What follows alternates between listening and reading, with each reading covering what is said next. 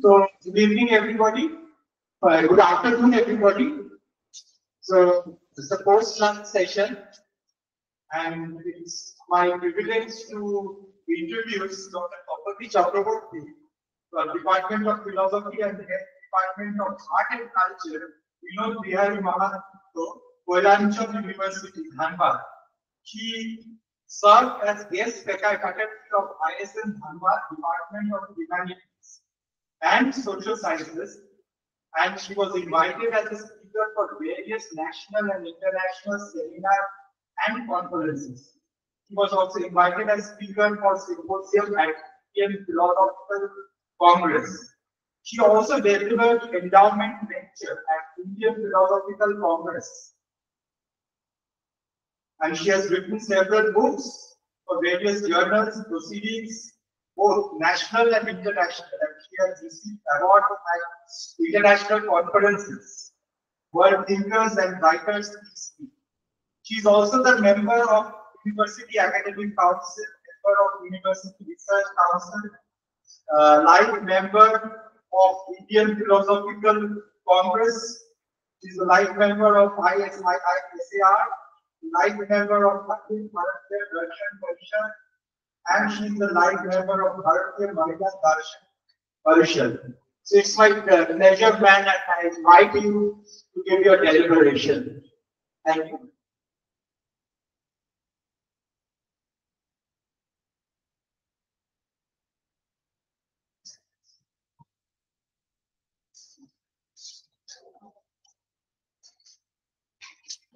Thank you so much. It's my privilege and honor to be here, invited as a resource person to speak to this Indian Council of Philosophical Research sponsored seminar. A very good afternoon to each and every one present here. My nominations, Devan, and the research scholars who are present here. My lessons on this. The topic that I have chosen to speak on is Dr. S. Radhakrishna's philosophy of consciousness. Dr. Radhakrishnan, as we all know, was a Bhartava that refers to changed and revolutionized concerning a new way of life inculcated by the real founders of তিনি একজন মহান শিক্ষকের মধ্যে যিনি ছিলেন শিক্ষারূপে রাষ্ট্রের প্রতি তার যে অবদান সেটা মনে রাখার জন্য আমরা তার জন্মদিন 5 সেপ্টেম্বর টিচার্স ডে শিক্ষক দিবস পালন করতে থাকি। He was a man of the person, universal idea of science. All through his life spoken from the platform not only of religions, but as Christianity, the Catholic themselves, of the Islamic faith, Zoroastrianism, and well grounded in thought both of Western and Eastern to expound the Western considerations to the East and East West. উনি কোন সার্বজনীন চিন্তা সার্বজনীন চিন্তা তার আদর্শ তাকে বলা হয়েছে তিনি একজন সফল বিজ্ঞান ছিলেন যিনি পূর্ব আর পশ্চিমের মধ্যে সমন্বয় প্রতিষ্ঠিত করেছিলেন ভাষার তিনি বলা হয়েছে পূর্বের বিচার ও আদর্শ পশ্চিমকে রাখেছেন আবার পশ্চিমের আদর্শ ও বিচার বলেছেন So it was like a natural balance. It is the internal life and life that is to them, yes. আমরা বলতে পারি যে enter around with the leadership to and fro, east to west, carrying the thread of understanding and leading the That's what we find. When we go through the book Counterattacks from the East, written by C. E. N. Joel, on a history book, but then we bulletin, but the Radhakrishna and Swayam, Adi, Asha, and said, he seeks to build a bridge between traditional wisdom of the East and technology of the West, so that we can be impressed by the qualities of each other. Our Jiguna Bhattapuri, a Bharatiya Rashtra, stagnation of Dr. Radhakrishnan, that Indian philosophy is idealistic. One, the first speaker in the morning sessions rightly said that in philosophy always be question. Why? Again, why? That is because if you read Plato and Aristotle and their students of philosophy, we well know that they have said that wonder is the parent of philosophy. Whenever there is a philosophy, so we need to question what. So Dr. Radhakrishnan says this conviction of Dr. Radhakrishnan that Indian philosophy is idealism is more intense. They are people more sound consistent than other friends of art, naturalism, and realism. And its additional merit is that it provides theological foundation for the religious and the moral values. And the arguments that we advance in support of this view is surgically convincing and serious. अच्छा मैं पान बोलते हैं और suggest करेंगे कि आपका English इतने बोलते तो कि भाषा में बात करें बोलते ना मैं इंग्लिश से जोड़ते पर जितना है प्रॉब्लम ना I'm not people in three languages that is Bengali, Hindi and English so because I'm speaking for them this is according to their requirements. That's fine. Dr. Radhakrishnan maintains that idealism requires an only finite object should ignore themselves is inexplicable in logical terms. It is a background reason. China. But why? Because he considered that spirit in man is characterized as self-consciousness. So prelude in apprehending Catholic person's truth. Because the same spiritual truth grows in both of them. Now he agrees with the Indian philosophical view. That if spirit or spirituality is a deep reality, then it follows that everyone should be believed for its realization. So it's not only a theoretical establishment of the reality of the spirit and the claim of the laws of persistence, but it's realization of embodiment, invaluably emphasized as purpose of human life. That is the goal of human life. And Dr. Radhakrishnan really wants to avoid this life. Yes, I quote. There is a sense of man something deeper than intellect, which is intimacy. Man is a complex being. Is it wrong? Yeah. You have to press yeah. You have to press the button. Then light will be on. Man is a complex being. It's a body-mind complex. We have seen the Western idealist prophet mind calling it ultimate reality. Radhakrishnan goes beyond, forms in the spirit. It's often to the spirit in man is the basic truth of man. So man's infinite nature consists of the spirituality of which we are included here. And which is a prelude in apprehending that universal truth. But I think question about that is impossible. Can we reach that spiritual grade? That's what I mean. Dr. Radhakrishnan ने कहा है कि हमारी भाषा सुनेंगे And the statement to me, Shamsanajan Rahman put it. He said, when man becomes a demon, it's a defeat of man. When man becomes a man, it's a victory of man. If a man becomes a superman, it's a miracle. Manushyamurti.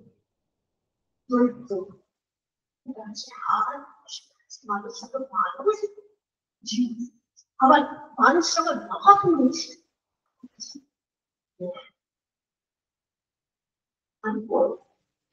সেটা কারণ কি তিনি মনে করতেন Dr. Radhakrishnan believed that man has the capacity to enjoy the divinity within him and raise himself from stage of demons to the stage of man to stage of superman, and to understand moral corrections and yogic disciplines.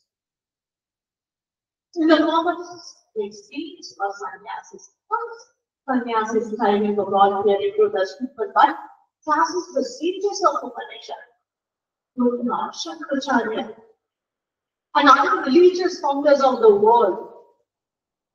In whom the radiance of spirituality finds full expression, because you cannot and miracle knowledge.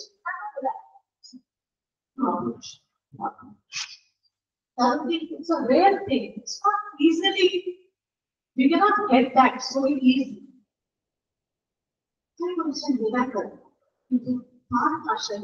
যেখানে বলছে উনি লিখে Easter religion রাস্তা কার কি বলেছে বলছেন সম্ভব উনি বলছেন there's only one idol for man to make himself profoundly human, perfectly human, full man, complete man, ideal man, divine man, seeking for the highest and most self, seeking for God. Self-discovery, self-knowledge, self-fulfillment is man's destiny.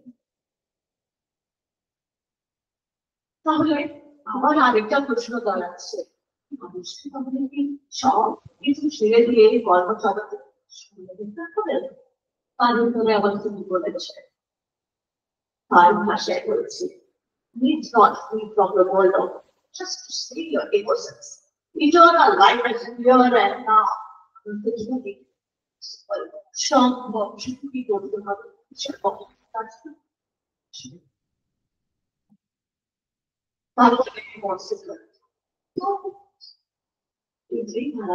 spiritual Lord in Krishna it is the greatest thing of the heart. For if I not anything that expresses of relative values can usher in this era of peace, happiness, friendliness, and belonging to the world. What we find out of the world is that there's vastness of the state of civilization. Until and unless we distinguish between the material and the spiritual values and ways of thinking is actually greatness and sublimating of the spirit, there is no room to be liberated from travels of life behavior that we get to see back to world over. So we insist on the recovery of faith. Recovery of faith is shashed. For reawakening the spiritual of idealistic life, that alone is the hope, present as well as future. এখানে আমি শেষ করলাম কালকে ভোর তাই সেটা হয় যে সময় শীত খাওয়া দাওয়ার পরে কিছু মানুষের ক্লান্তি হয় কিন্তু আমি মনে করছি আমি যখন বললাম সবাই as an active children, I thank you to the audiences. Thank you so much, and I get up with the English speaking. As a Gomwas, Kamya, Thomasina, Thank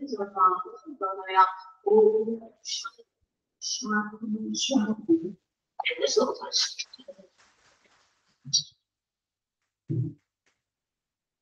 Session is open for discussion. If anybody has questions, please feel free. আপনার কাছে দেখতেছি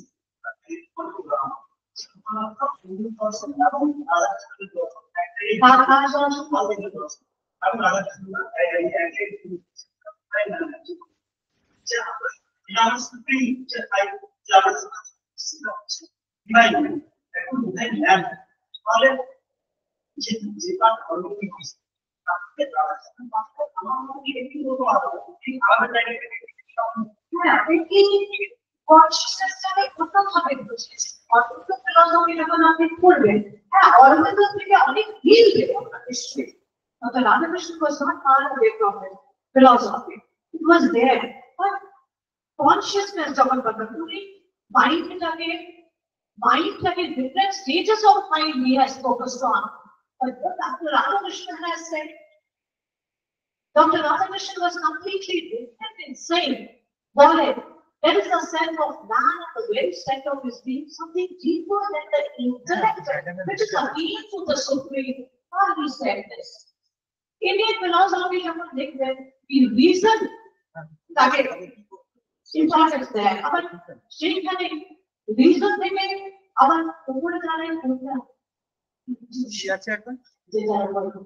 এখন কি আছে Thank you so much for the question. Thank you so much. হ্যাঁ সে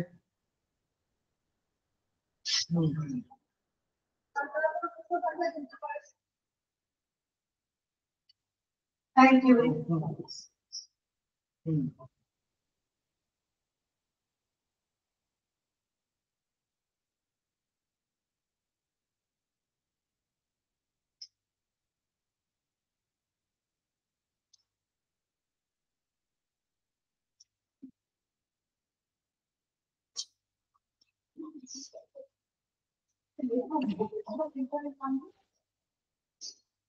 We will shortly start our paper presentation session. We will wait for 5 to 10 minutes because Prashanjit sir has just been called by somebody else. He's out. He'll just be back and then we could start the session.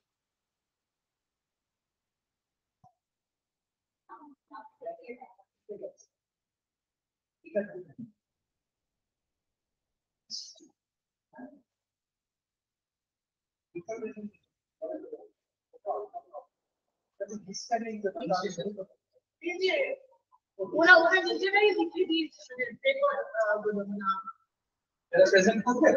তারা present করতে and still somebody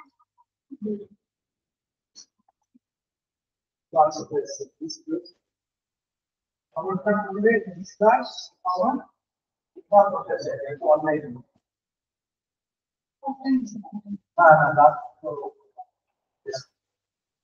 Yeah, Rita is online.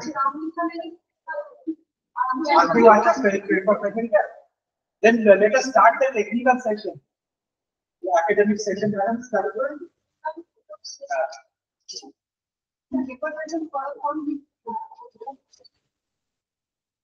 Short, 5 minutes, 10 minutes. Madam, আপনাকে কি 10 minutes বলেছিল? আমাকে তো কিছু বলো তাহলে আমি 10 minutes দিয়ে চলবে? 7 minutes 7 minutes and 3 minutes discussion. 7 minutes things are discussed if very then otherwise we will proceed. Yes, definitely.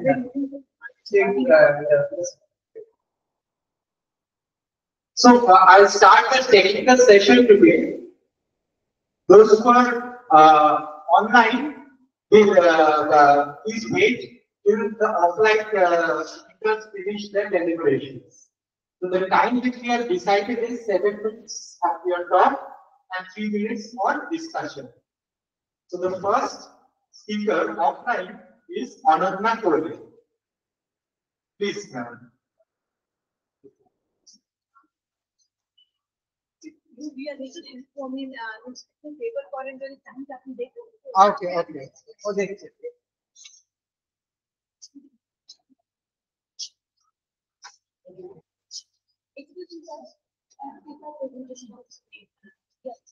CBT আছে? পেন ড্রাইভ আছে?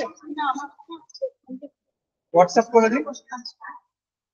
গ্রুপে হোয়াটসঅ্যাপ করে দিন। আমাকে পেপারটা হোয়াটসঅ্যাপটা করে দিন। ফিলোসফি গ্রুপে হোয়াটসঅ্যাপ করে দিন। হ্যাঁ। তাদেরকে আমার নাম্বার সেভ করতে হবে।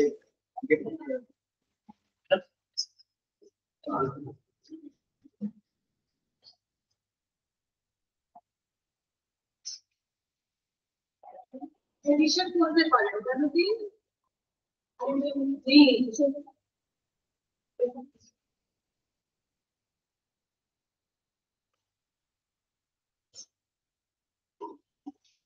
পাঠিয়েছেন?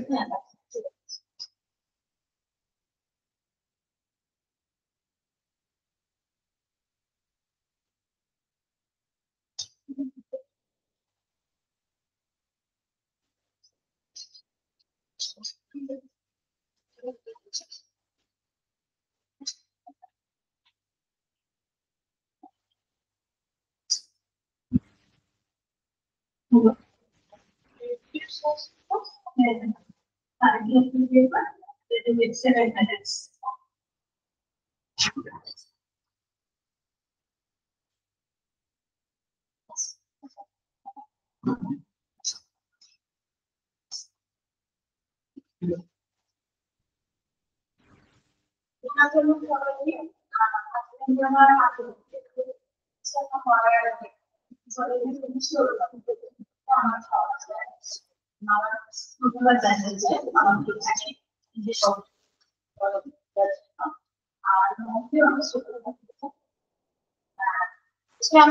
বিষয় পশ্চিমবঙ্গের সমাজ ব্যবস্থা আম্বেদকরের দৃষ্টিভঙ্গি সংহত রয়েছে। কারণ সমাজ সংস্কারের আগে সাংবিধানিক মতামতের সঙ্গে ছাত্রদের কাছে একাধিক দোষী আবির্ভাব পেয়ে গেছে। যাদের কোন লক্ষ্য ছিল আর্থসামাজিক অবস্থান বোঝাতে পারে। কিন্তু ভারতীয় সমাজকে আরো গড়ে তোলার লক্ষ্য থাকলে দৃষ্টিভঙ্গি গতিশীলতার কার্যক্রম আদর্শ সমাজ বলতে কি বোঝায় এবং কিভাবে তার গড়ে তোলা সম্ভব তা নিয়ে তাদের মধ্যে মতের ভিন্নতা। ভারতীয় সমাজের ব্যতিক্রম সামাজিক বৈষম্য, বর্ণ ব্যবস্থা, জাতীয় প্রথা এবং শোষণের বিরোধিতা করলে সেই শোষণ মুক্তি উভয় স্বরূপ তারা বিশ্বভিন্ন পথ অবলম্বন করে। নিরাপদভাবে মমতা গান্ধী হিন্দু ধর্মের মধ্যে থেকে এই সমস্যা সমাধানের চেষ্টা করলেও ইয়াস আম্বেদকর হিন্দু ধর্মকে ত্যাগ করে এই বর্ণ ব্যবস্থা ও শোষণের বিশ্লেষণের চেষ্টা করে। Right, next slide. এখানে আমি আমার আলোচনা বিষয়গুলি নিয়ে দেখানোর চেষ্টা করেছি। সেটা হলো আম্বেদকরের ধর্মমূর্তি এবং তার সমসাময়িক রাজনৈতিক এবং সামাজিক অবস্থা, হিন্দু ধর্মের বর্ণ ব্যবস্থা এবং হিন্দু ধর্মের চূড়ান্ত অত্যাচার এবং শোষণ, বৌদ্ধ ধর্মের প্রতি তার আগ্রহ এবং আম্বেদকর এবং তার অনুগামীদের বৌদ্ধ ধর্ম, নববৌদ্ধ ধর্ম প্রবর্তন ও বৈশিষ্ট্য এবং নববৌদ্ধ ধর্মের সাথে বৌদ্ধ ধর্মের নববৌদ্ধ ধর্মের প্রভাব এবং তার মূল্যায়ন। এই প্রত্যেকটা টপিক আমি বসাচ্ছি। কোনো একটি রাজনৈতিক অগ্রগতির পূর্বে কৃষিক্ষেত্রে সামাজিক অগ্রগতির গুরুত্বপূর্ণ ভূমিকা পালন তার সন্ধানী দৃষ্টিতে ধরা। তাই সমাজের এক শ্রেণী দ্বারা অপর শ্রেণীর শোষণ, অত্যাচার ও তিনি সমাজ থেকে নষ্ট করার জন্য তিনি আমেরিকান সন্তান জারি করেন। 1891 মানব সম্প্রদায়ের অন্তর্গত এমনকি সাঁওতাল এবং হিমালয়ের সন্তান রূপে আমেরিকার মহারাষ্ট্রে জন্মগ্রহণ করেন। হিন্দু ধর্মের বর্ণ ব্যবস্থায় নিম্ন বর্ণভুক্ত হওয়ার জন্য বাল্যকাল থেকে উচ্চ বর্ণের দ্বারা নিম্ন বর্ণের শোষণ, অত্যাচার এবং অধিকারহীনতা ভূমির অভিজ্ঞতা তার ন্যায় সম্পন্ন সমাজ গঠনের উদ্যমকে আরো তীব্রতর করে তোলে। সমাজের দলিত শ্রেণীর চূড়ান্ত খারাপ অবস্থা বিদ্যমান হিন্দু ধর্মের এই বর্ণ ব্যবস্থা এবং জাতীয় প্রথার উৎস যথার্থতা প্রভৃতি বোঝার জন্য তিনি হিন্দু ধর্মের বিভিন্ন আদর চর্চা করেন এবং তিনি উপলব্ধি করেন যে প্রকৃতপক্ষে আর্য সমাজ ব্যবস্থায় এরূপ কোনো বর্ণ ব্যবস্থা বা জাতিগত অস্তিত্ব ছিল না। প্রত্যেক ব্যক্তি নিজেদের দক্ষতা এবং ইচ্ছা অনুযায়ী জীবিকা গ্রহণ করত। কালক্রমে সেই কর্মের ভাব বংশানুক্রমিকভাবে ভারতীয় সমাজে ব্রাহ্মণ, ক্ষত্রিয়, বৈশ্য, শূদ্র এই 4 বর্ণ এবং বর্ণহীন জাতির প্রথা সৃষ্টি করে। ফলে একাধিক বহিঃশত্রুর আক্রমণ ভারতীয় সমাজে যে প্রতিহত করেছে তার থেকেও ভারতীয় সমাজের অনেক বেশি ক্ষতি করে এই বর্ণ ব্যবস্থা তা আম্বেদকরের দৃষ্টিতে ধরা হয়। তাই দেশের সর্বাঙ্গীন উন্নতির জন্য তিনি তার বর্ণ ব্যবস্থা এবং জাতীয়তার বিরোধে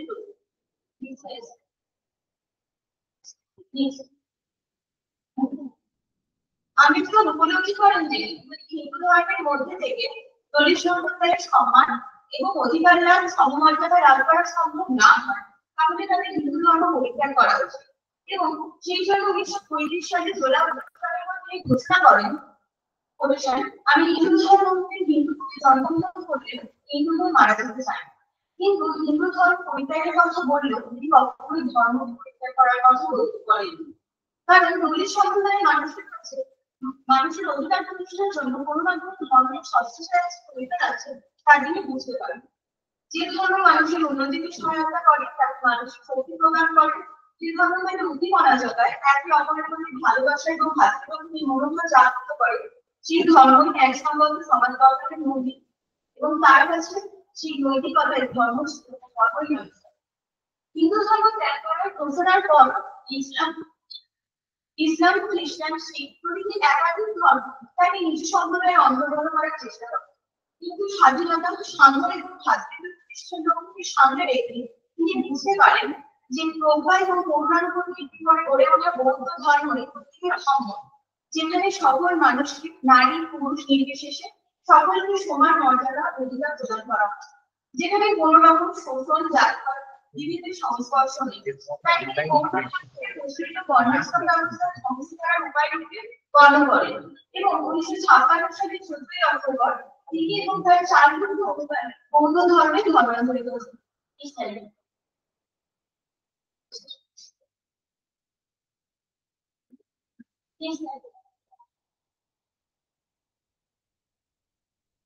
প্রকৃতপক্ষে বৌদ্ধ যারা গড়ে ওঠে বৌদ্ধ ধর্ম বৌদ্ধশালী তার প্রবচন শিখায় বৌদ্ধ ধর্ম ধর্মের প্রবর্তন করেনি বরং জীবন তথা জগৎ সংসারের অন্তরালগুলো স্রোতের অনুসন্ধান বৌদ্ধ ধর্মের মূল লক্ষ্য ছিল তার কাছে ধর্মের অর্থ ছিল শুধু ব্যক্তির বা ব্যক্তির মুক্তিগত উন্নতির পরিবর্তে ব্যক্তিগত সমাজের রাজনৈতিক এবং সামাজিক উন্নতি তার মূল উদ্দেশ্য ছিল বৌদ্ধ ধর্ম এবং সংঘ এই স্থিতির উপর ভিত্তি করে গড়ে ওঠা বৌদ্ধ ধর্ম আত্মপ্রতিষ্ঠার উপর গুরুত্ব দিয়ে ভেদাভিত্তিক শান্তিপূর্ণ এবং অহিংস ন্যায়সঙ্গত এক স্বাধীন সমাজ গঠনের চেষ্টা করে কিন্তু আম্বেদকর বৌদ্ধ ধর্মের একাধিক মতের সাথে সহমত হয়ে তিনি ঘোষণা করেন আমি বুদ্ধের বাণী এবং শিক্ষাকে গ্রহণ এবং অনুসরণ করি বিজ্ঞান এবং মহাজানের মত এবং তাদের নিজেদের তাদের দিকে আমি নিজেদের এবং নিজের অনুবাদকে ধরে রাখবো প্রশান্ত এবং তার প্রবর্তিত মতবাদ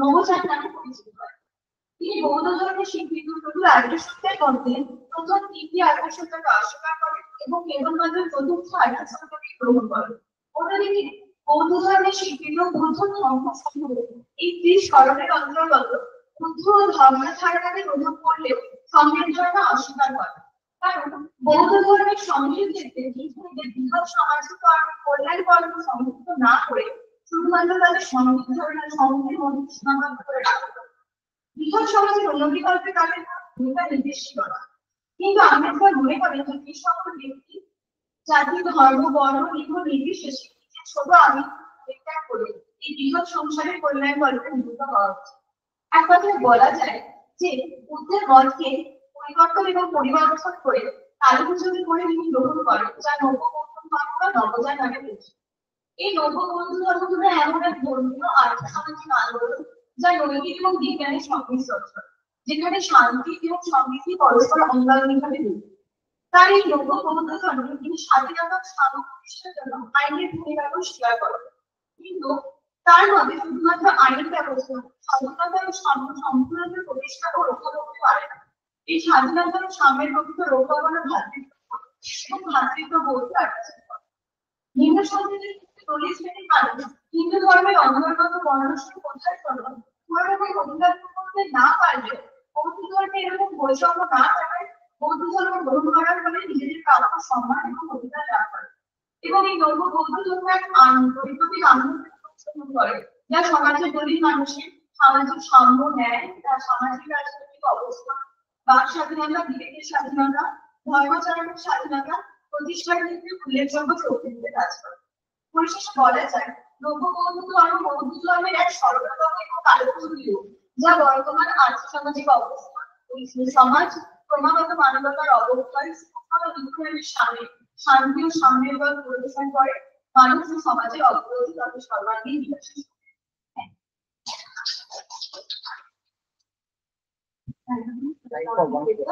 আচ্ছা এখন কারো কোনো প্রশ্ন করতে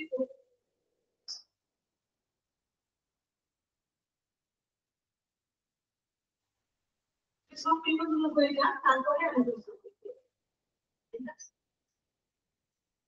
নেক্সট লোকেশ দাস আমরা পরিচয় নেই তারপরে কোনো স্লাইড আছে? স্লাইডটা তাহলে আমার হোয়াটসঅ্যাপ করে দিয়ে আমি পাঠিয়ে দিয়েছেন, 1 সেকেন্ড টাইম। এখন সময় করবো রিভিজিটিং দুর্যোধন।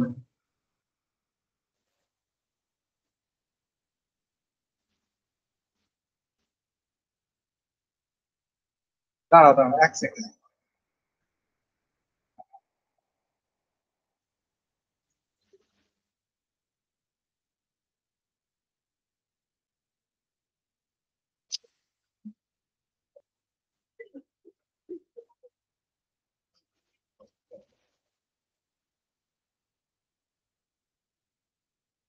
হ্যাঁ, নমস্কার, আমার নাম রোহিত দাস, কাজী নজরুল বিশ্ববিদ্যালয়ের দর্শন বিভাগের একজন গবেষণা। উপস্থিত সকলের উপস্থিত নিয়ে আমি আলোচনা শুরু করছি।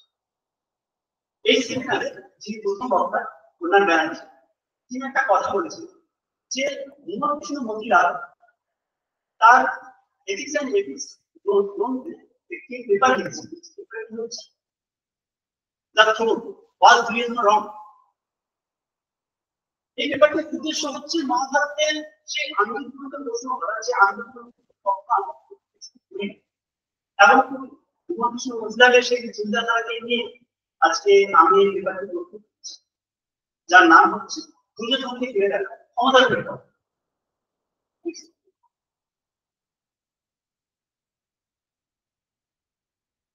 আমরা সকলে মহাভারত সম্পর্কে অল্প কিছু বুঝি, কারণ শৈশব থেকে বড়দের কাছ থেকে মহাভারতের গল্পগুলি শুনে আসছে। এই গল্পগুলি আমাদেরকে শোনানোর উদ্দেশ্য ছিল আমাদেরকে নীতি শেখা, অর্থাৎ কোন বিষয়টা ভুল এবং কোন বিষয়টা ঠিক, কোন বিষয়টা ভালো কোন বিষয়টা খারাপ আমাদেরকে শেখানো। যার ফলে আমাদের মনে এক ধরনের ভুল ধারণা রয়েছে যে একটি চরিত্র ভুল, তিনি সবসময় অনৈতিক, এবং একটি চরিত্র সবসময় ঠিক। কিন্তু আমার মনে হয় যে আমরা বিষয়গুলোকে একটু ভিজুয়ালাইজের দ্বারা দোষী করে আমরা বিষয়গুলোকে দেখি। আমরা যখনই দুর্যোধনের কথা ভাবি তখনই আমরা পাই একটি অনৈতিক চরিত্র, যিনি কোনো ঠিক কাজ করেননি তার জীবনে। আমরা যখনই দুর্যোধন নাম জানি তখনই আমাদের চোখের সামনে আসে অনৈতিক গুণ।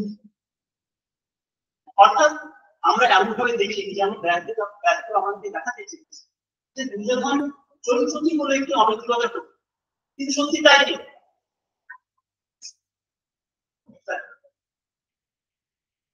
এর কারণ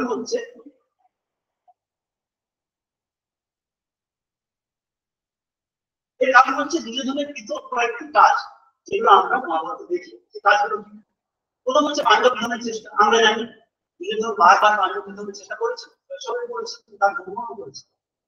তিনি প্রথম ভীমকে মারার চেষ্টা করেছেন, তারপরে তার মাতা সহ অর্থাৎ কুন্তি সহ মাতাকে মারার চেষ্টা করেছেন, এই একটা। তারপরে আমরা দেখি যে পাশা খেলায় ছল করেছেন,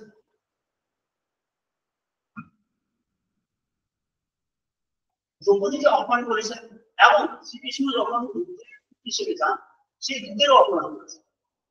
আমি পেপারে এটা বলতে চাইনি যে দুর্যোধনের এই কর্মগুলো প্রধান নৈতিক, এটা আমার উদ্দেশ্য নয়। আমি শুধুমাত্র এই আমার পেপারে দেখাতে চেয়েছি যে আমাদেরকে দুর্যোধনের চরিত্র দিয়ে কোনো আঙ্গিক থেকে দেখা, কোনো আঙ্গিক কোনো একটা আঙ্গিক থেকে দেখা যায়, কোনো একটা পার্সপেক্টিভ থেকে দেখা উচিত, এবং সেই পার্সপেক্টিভটা হচ্ছে ক্ষমতার কথা। আমরা দুর্যোধন যে শব্দটা, সেই শব্দটা যদি জানি তাহলে পাবো যুদ্ধ সঙ্গে আনন্দ, অর্থাৎ যাকে যুদ্ধে জয় করা সম্ভব নয়, যার সাথে যুদ্ধ করা সম্ভব। আমি শুধুমাত্র এইটুকুই, আমরা যুদ্ধের যে ক্ষমতার দিকটা সেটা শুধুমাত্র এইটুকুই আমি দেখাতে চাই যে দুর্যোধন কিন্তু কখনোই যুদ্ধ জয় করার জন্য এটা বলেন যে অশ্বত্থামা প্রীতি করে, তিনি তার ভাব বলেন দ্বারা এবং যুদ্ধ জয়ের চেষ্টা করেন। আমরা যদি মহাভারত খুলে দেখি তাহলে দেখি তখন সেখানে যুদ্ধ যখন দুর্যোধন রাজ্য শাসন করছে তখন সেই রাজ্য সুশাসিত, অর্থাৎ মূল নির্দেশিত রাজার যে বৈশিষ্ট্য, রাজার যে বৈশিষ্ট্য রাজার মধ্যে থাকা উচিত সেই বৈশিষ্ট্যগুলি আছে এবং সেই দ্বারা দুর্যোধন রাজ্য শাসন করছে। তাহলে ক্ষমতা এবং নৈতিকতার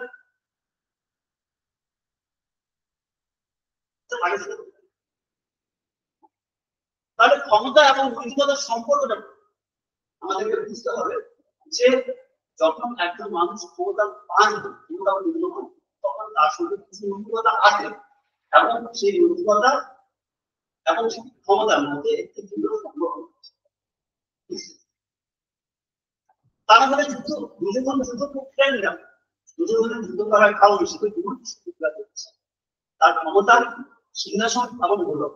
আমাদের দেখা উচিত যে এই তিনটির মধ্যে কোনোটি কিন্তু অনৈতিক। দুর্যোধনের যে ক্ষমতা সেই ক্ষমতা রক্ষা করার জন্য তাকে যুদ্ধ করতে হয়েছিল, তার সিংহাসন রক্ষা করার জন্য তাকে যুদ্ধ করতে হয়েছিল এবং তার গৌরব রক্ষা করার জন্য। যখন আমরা গীতা পড়ছি তখন আমরা জানছি যে একজন যে ধর্ম হচ্ছে যুদ্ধ করা, যদি দুর্যোধন বংশ হয়ে থাকে তাহলে ধর্ম অতএব ক্ষমতার মধ্যে এবং অভিজ্ঞতার মধ্যে এই সম্পর্কটা আমরা মহাভারতে দেখতে পাচ্ছি, যেটা আমরা নর্মালি যখন আমরা মহাভারত শুনি বা মহাভারত পড়ি তখন কিন্তু আমরা বুঝতে পারি। শেষ কথা আমি মানুষের রোজগারের কথা সেটা হচ্ছে যুক্তরাষ্ট্র এবং যারা এই সিংহাসনে তারা সেই বিষয়টা রিয়েলাইজ করেছে যে পুরো ব্যাপারটা কিন্তু একটা ফর্মালিটি ছাড়া যখন যুদ্ধ জয় করলেন তখন কিন্তু শাসন করার মধ্যে সেখানে বেঁচে থাকেন। সুতরাং দুর্যোধনকে যদি আমাদের ফিরে দেখতে হয় তাহলে আমাদের ক্ষমতার আনতে হবে। ধন্যবাদ। টাইমে দারুণ শেষ করেছে। এবার হোস্টেল জয়েনের সার্টিফাইড বলবো। কোনো কোয়েশ্চেন আছে? আমি এগিয়ে যাচ্ছি। খুব ভালো হয়েছে। Very nice. Very interesting.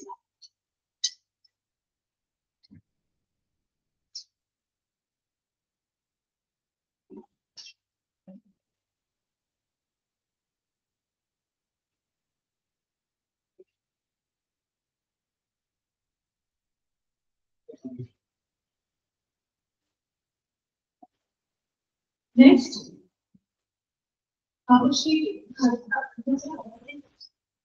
লিখা অনলাইন অফলাইন গুলো আগে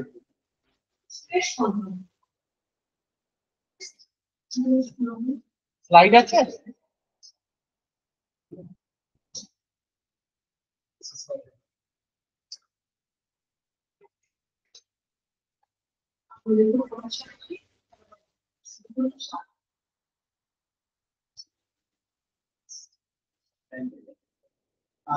এখানে উপস্থিত প্রতিনিধি অভিযোগ্য সম্মান জানাই। আমি Suresh Mondal, assistant professor of Baharampur college, department of philosophy. আজ আমি যে টপিকটা নিয়ে আলোচনা করবো সেটা হলো বিমল কৃষ্ণ বন্দ্যোপাধ্যায় এবং রামায়ণের নৈতিক ধর্ম। এই গবেষণায় বিমল কৃষ্ণ বন্দ্যোপাধ্যায়কে অনুসরণ করে রামায়ণের জটিল নৈতিক দ্বন্দ্বগুলি বিশদভাবে পর্যালোচনা করা হয়েছে, যেখানে রাম, সীতা, রাবণ এবং হনুমান সহ প্রধান চরিত্রগুলি দ্বন্দ্বপূর্ণ পরিস্থিতি অনুসন্ধান করা হয়েছে। ন্যায়, ব্যক্তিগত সম্পর্ক এবং সম্মানের মধ্যে সংশ্লিষ্ট সমস্যাগুলি বিশ্লেষণ করে এই গবেষণায় দেখায় কিভাবে এই চরিত্রগুলি তাদের কর্তব্য এবং নৈতিক আদর্শের মধ্যে ভারসাম্য রক্ষা করে। গবেষণাটি ধর্ম অর্থাৎ কর্তব্য হিসেবে বোঝানো হয়েছে এবং এর বিভিন্ন বিবেচনার উপর আলোকপাত করে এবং কিভাবে প্রতিটি চরিত্র তাদের নিজস্ব পরিস্থিতির জন্য তার প্রয়োগ করেছে তা বোঝানো। এই আলোচনায় ন্যায় বিচার এবং পারিবারিক দায়িত্বের ক্ষেত্রে এই দ্বন্দ্বগুলির ব্যাপক প্রাসঙ্গিকতা প্রদর্শন করে। রামায়ণ একটি মহান ভারতীয় মহাকাব্য, যা ধর্ম, নৈতিকতা এবং কর্তব্যের জটিল মিশ্রণকে তুলে ধরে।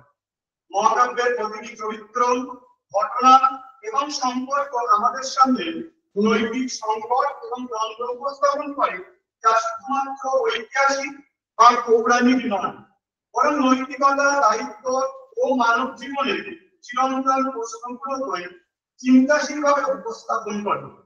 এই তাত্ত্বিক বিশ্লেষণে আমরা রামায়ণের বিভিন্ন চরিত্র এবং ঘটনার মধ্যে লুকানো নৈতিক দ্বন্দ্বগুলোকে তাত্ত্বিকভাবে ব্যাখ্যা করব। নৈতিক দ্বন্দ্ব মানে মোরাল ডিলেমা। এটি হলো এমন এক পরিস্থিতি যেখানে কোনো ব্যক্তিকে একাধিক কাজের মধ্যে একটিকে বেছে নিতে হয় এবং প্রতিটি কাজকেই নৈতিকভাবে সঠিক বা ন্যায়সঙ্গত হতে পারে। তবে এই বেছে নেওয়ার সময় একজন ব্যক্তি স্ববিরোধী অবস্থানে থাকেন, যেখানে ন্যায় বিচারের পাশাপাশি ব্যক্তিগত অনুভূতি ও দায়িত্ববোধ সম্পর্কিত থাকে। রামায়ণের নৈতিক দ্বন্দ্বের প্রকৃতি বহুমাত্রিক।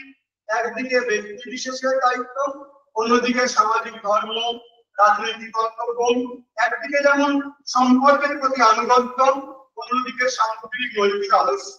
এই দ্বন্দ্বগুলোর মধ্যে চরিত্রগুলি নৈতিক অবস্থান এবং ন্যায় অন্যায়ের ধারণা আরো পরিষ্কার হয় বা স্পষ্ট হয়ে ওঠে।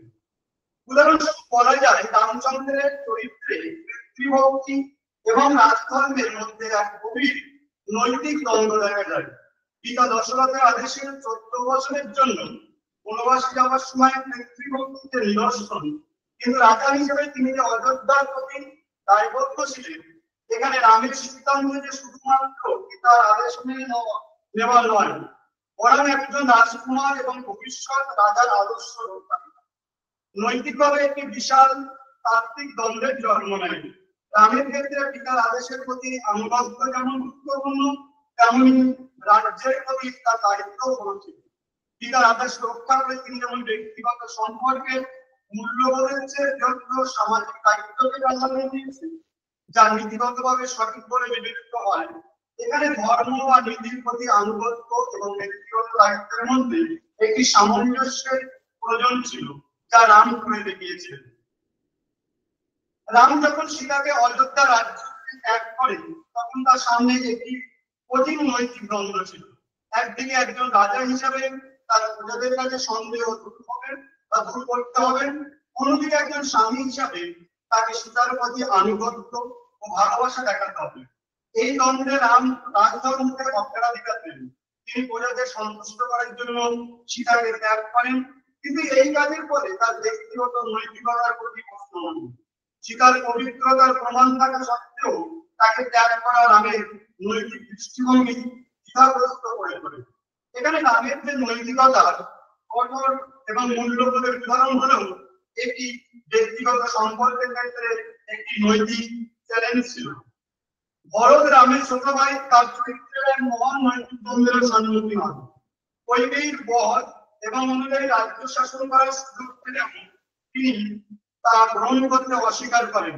তার নৈতিক দ্বন্দ্ব ছিল ভ্রাতৃত্বের প্রতি আনুগত্য বনাম মাতার আদেশ পালন। ভরত এখানে একটি গুরুত্বপূর্ণ তান্ত্রিক অবস্থান গ্রহণ করেন। তিনি রাজধর্ম পালন না করে ভাইয়ের প্রতি আনুগত্য প্রাধান্য দেন এবং রাজ্যের প্রতি দায়িত্ব পালন করতে গিয়ে তিনি নিজে রাজা না হয়ে রামের পদচিহ্ন রক্ষা করেন এবং তার এই সিদ্ধান্ত নৈতিকভাবে অত্যন্ত উচ্চ মার্গের, যা ভ্রাতৃত্বের প্রতি তার দায়বদ্ধতা এবং নৈতিকতার প্রতিফলন ঘটায়। হনুমান রামের প্রতি যে চরম আনুগত্য ও সেবায় নিযুক্ত ছিল, লঙ্কার সীতাকে খুঁজে পাওয়ার পরও তাকে নিয়ে যাওয়া যে উচিত কিনা তা নিয়ে হনুমানের নৈতিক দ্বিধায় পড়েন। এখানে হনুমান নৈতিকভাবে দ্বিধাগ্রস্ত হন, কেননা তিনি সীতাকে উদ্ধার করতে পারেন, কিন্তু তার বিশ্বাস ছিল যে রামের অধিকারের এই সীতাকে উদ্ধার করতে হবে। এই দ্বন্দ্ব তার সেবা এবং কর্তব্যের মধ্যে এক জটিল সম্পর্ক তুলে ধরে, যা মানবিক মূল্যবোধ ও ধর্মীয় আদর্শের প্রতীক হয়ে দাঁড়ায়। রাবণের চরিত্রের নৈতিক দ্বন্দ্ব বিশেষভাবে তাত্ত্বিক।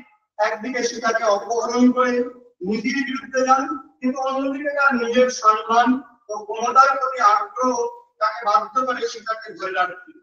রাবণের চরিত্রের এই দ্বন্দ্ব একটি মূল নীতিগত প্রশ্ন করে ধরে, কোন ব্যক্তি কি ক্ষমতা ও সম্মানের জন্য নৈতিকতার বিসর্জন দিতে পারে? রাবণ তার অহংকার এবং ক্ষমতার লোভে নিজের ধ্বংস ডেকে আনেন, যা নৈতিকভাবে একটি বৃহত্তর তাত্ত্বিক মাপকাঠি তৈরি করে। রাবণের নৈতিক দ্বন্দ্বগুলো মানব জীবনের চিরন্তন নৈতিক সমস্যার উদাহরণ। এই মহাকাব্যের নৈতিক সিদ্ধান্ত গ্রহণের জটিলতা ও ন্যায় অন্যায়ের মধ্যে যে টানাপোড়েন করা হয়েছে, নৈতিক দ্বন্দ্বের তাত্ত্বিক বিশ্লেষণ থেকে বোঝা যায় ব্যক্তির সামাজিক নৈতিকতা, ধর্ম, কর্তব্য এবং সম্পর্কের মধ্যে যে ভারসাম্য তা বজায় রাখার কঠিন ও গুরুত্বপূর্ণ। এই যে পরিস্থিতিগুলো তুলে ধরা হলো বা এই যে পরিস্থিতিগুলোর সম্মুখীন হলো, তা প্রতিটি একটি নৈতিক উভয় সংকট বা নৈতিক দ্বন্দ্ব, যেগুলো কিনা বিমল কৃষ্ণ মন্দিরা দেখাচ্ছেন যে এগুলো কিন্তু প্রকৃতপক্ষে একজন রামকে যেমন আমরা একজন দেবতা হিসেবে মনে করি, এখানে কিন্তু রাম দেবতা নন, তিনি একজন মানব ধর্মের মুক্ত কবি হিসেবে তুলে ধরেছেন। তার মধ্যেও সেই দোষগুলো থাকবে এবং নীতি নৈতিকতার মধ্যে তিনি সেই মানবিকতার দিক থেকে তিনি একজন আদর্শ হিসেবে বিবেচিত হচ্ছেন।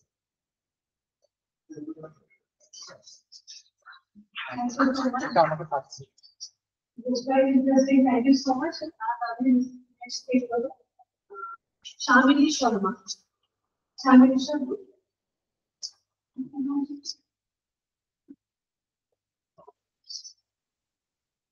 Shitama Banerjee. Shitama. তোমার কোনো স্লাইড আছে? ঠিক আছে।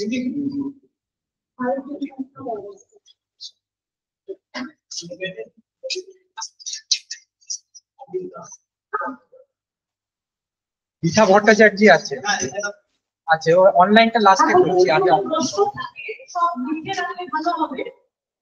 আমরা সব পেপারের শেষে সেই প্রশ্নগুলো নিয়ে নেব। 4-3-4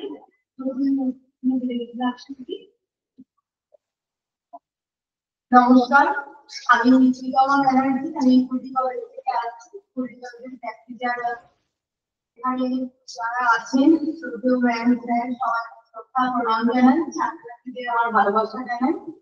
আমার বিষয় হচ্ছে ভারতীয় শিক্ষা ব্যবস্থায় মানবিক যে জিনিসটা আজকে আমরা বড়ই অভাব দেখতে পাচ্ছি। আজকে আমরা অনেক শিক্ষিত হয়েছি, প্রচুর ডিগ্রি অর্জন করেছি, অনেক টাকা ইনকাম করছি, কিন্তু মানুষের মধ্যে প্রকৃত মূল্যবোধ কিন্তু আমরা দেখতে পাচ্ছি না। মায়া, মমতা, দয়া, সহানুভূতি এই জিনিসগুলো দিনের দিনে যেন হ্রাস পাচ্ছে। আমরা দেখছি আমাদের সমাজ এবং সভ্যতা প্রতিটা মুহূর্তে এগিয়ে যাচ্ছে, উন্নতি হচ্ছে, একটা ধাপ থেকে আরেকটা ধাপ এগোচ্ছে। এই যে একটা ধাপ থেকে আরেকটা ধাপ এগোচ্ছে, এর একটা প্রধান হাতিয়ার হলো আমাদের শিক্ষা। কারণ আমরা আজ থেকে কয়েকশো হাজার বছর আগে যদি দেখতে চাই ইতিহাসটা, মানুষ কিছু জানত, মানুষ মনে বাস করতো, মানুষ কাঁচা ফল খেত, কাঁচা মাংস খেত, কোনো পোশাক পরিচ্ছদ তাদের ছিল না, কিন্তু তাদের মধ্যে কিন্তু একটা মূল্য। এখন আমরা দেখছি একটা শিশু জন্মগ্রহণ করছে, ভূমিষ্ঠ হওয়ার পর থেকেই সে সমাজ, পরিবার সবকিছুর দ্বারা সে শিক্ষা অর্জন করছে। প্রথম তার যে পারিবারিক শিক্ষা, বাবা মা, পরিবারের অন্যান্য সদস্য যারা রয়েছে সবার কাছ থেকে শিক্ষা অর্জন করছে। যখন সে বিদ্যালয়ের আঙিনায় আসছে, তার মধ্যে প্রথম যে সমস্যাটা আমরা দেখতে পাচ্ছি অ্যাডজাস্টমেন্ট, সংগতি বিধান, অর্থাৎ একটা ছোট পরিসরে সে বড় হচ্ছে, এসে এই বৃহৎ পরিসরে সে নিজেকে আর মানিয়ে নিতে পারছে না। আমরা এটাও দেখতে পাচ্ছি শুধুমাত্র এখন বাচ্চা করে নয়, এখন অধিকাংশ মানুষের মধ্যে আমারটা ভালো, আমি ভালো, আমার খাওয়া দাওয়া ভালো, আমার সব ভালো, আমি যতটা পারবো তোমাকে ছোট, আমি যতটা পারবো তোমাকে অন্যের কাছে ভিন্নমূল্য প্রমাণ প্রমাণ করে আমি একটা মানসিক শান্তি তো পাচ্ছি, একটা মানসিক পরিস্থিতি তো পাচ্ছি। এটা কিন্তু প্রতিটা মুহূর্তে আমরা দেখতে পাচ্ছি। তাহলে আজকে আমরা শিক্ষা অর্জন করছি, আমরা অনেক বিদ্যা আমাদের প্রকৃতি অর্জন করছি, উপার্জন করছি, কিন্তু আমাদের প্রকৃত শিক্ষা কি হচ্ছে? প্রকৃত কিন্তু শিক্ষাটা আমাদের হচ্ছে না। আমরা দেখতে পাচ্ছি প্রাচীন যুগে যখন আমাদের ভারতীয় শিক্ষা সবে তার প্রসার লাভ করছে, তখন সেই শিক্ষা ছিল গুরু কেন্দ্রিক শিক্ষা। গুরু থেকে একজন শিক্ষার্থী বা শিশু তার শিক্ষাটা সম্পূর্ণ করে 15 বছর, 20 বছর, 25 বছর একটা নির্দিষ্ট সময়ের মধ্যে তাকে শিক্ষা সম্পূর্ণ।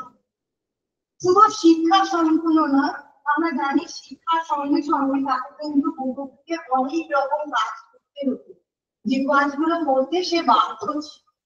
কিন্তু তাই বলে কিন্তু তার মধ্যে এরকম কোনো ধারণা বা এরকম কোনো মানসিকতা তৈরি হয়নি আমি পড়াশোনা করতে এসেছি, পড়াশোনাটাই করবো। তাদের পোশাক, খাওয়া দাওয়া, থাকা সবকিছুর মধ্যে একটা আমরা দেখে এসেছি কষ্ট সহিষ্ণু আছে। কারণ তাদের জীবনের প্রথম এবং প্রধান লক্ষ্য ছিল আমাকে আমার শিক্ষা অর্জন করতে হবে। কিন্তু বর্তমানে আমরা কি দেখছি, আমাদের ভারতীয় যে শিক্ষার আধুনিক গতি, আধুনিক ধারাবাহিকতা, সেখানে কিন্তু আমরা দেখছি আমাদের মানবিকতা, মানসিক বিকাশ, প্রাথমিক বিকাশ, বাচনিক বিকাশ, সব থেকে আগে যেটা বলা যাবে সামাজিক বিকাশ আমাদের কিন্তু পরিপূর্ণ হচ্ছে। কারণ আমাদের মধ্যে মানবিক মূল্যবোধ তৈরি হয়নি। একটা জিনিস আছে মানে সেটা অস্তিত্ব আছে, 1 টাকার জিনিস যেমন ভ্যালু আছে, 1000 টাকার জিনিসও সেই রকম ভ্যালু আছে। কিন্তু আমরা কি সেটা মনে করি? আমরা কিন্তু সেটা মনে করি ও এটা 1 টাকার জিনিস, সেটা রাস্তায় যেতে পারে কি হবে, আর 1000 টাকার জিনিস ভীষণ ভালো। এটা কিন্তু আমাদের মধ্যে এই ধারণাটা কিন্তু এখন তৈরি হয়েছে। আমরা প্রত্যেক কি কিন্তু এইগুলো হয়তো আমরা ছেড়ে আসতে পারছি না। একটা খারাপ পোশাক পরে এসেছে, খারাপ বলতে আমি বলতে চাইছি না কোনো অশালীন কোনো পোশাক, আমি বলতে চাইছি কমা দামি হয়তো পোশাক পরে এসেছে, ওকে আমাদের কাছে রাখা যাবে না, ও আমাদের স্টেটাসে যোগ্য নয়। কিন্তু সরিয়ে রাখ, মুখে বলছি না, আমরা আমাদের ব্যবহার বুঝিয়ে দিচ্ছি। এর থেকে আমরা কি দেখছি, আমাদের মানবিক মূল্যবোধের অবক্ষয় করছি। কিন্তু প্রকৃত শিক্ষা আমাদের মধ্যে কিন্তু মানবিক মূল্যবোধ তৈরি করে, আমাদের চরিত্র গঠন করে, আমাদের মনের বিকাশ করে। খুব বেশি কথা আমি এগোবো না, কিন্তু সময়টা সংক্ষিপ্ত। একটা কথাই বলবো, শুধু আমি প্রচুর বিদ্যা অর্জন করলাম তাহলেই আমি শিক্ষিত, এটা নয়। একজন প্রকৃত শিক্ষিত মানুষ এবং প্রকৃত শিক্ষিত ব্যক্তি মানে তার মনটা অনেক বেশি বিকাশ। নমস্কার, সবাইকে আবার শ্রদ্ধা প্রদান করছি। ধন্যবাদ। স্বামীর সাথে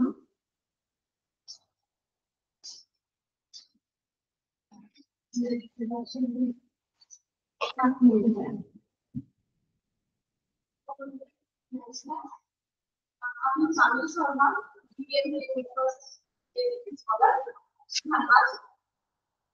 আমার টপিক আরেকটু নিচে আমার topic imaging Asian system contemporary perspective on yogic philosophy in independent theory। অর্থাৎ প্রাচীন জ্ঞানকে কিভাবে পুনঃকল্পনা করতে পারি আমাদের স্বাধীনভাবে, তারই একটা চেষ্টা এই পেপারে আমি দেখেছি যে স্বাধীন ভারতে যোগ দর্শন বিবর্তন প্রাচীন জ্ঞান ও সমসাময়িক চিন্তা ভাবনার মধ্যে একটি গতিশীল আন্তঃক্রিয়া করতে যা আমরা শরীর, মানসিক ও আধ্যাত্মিক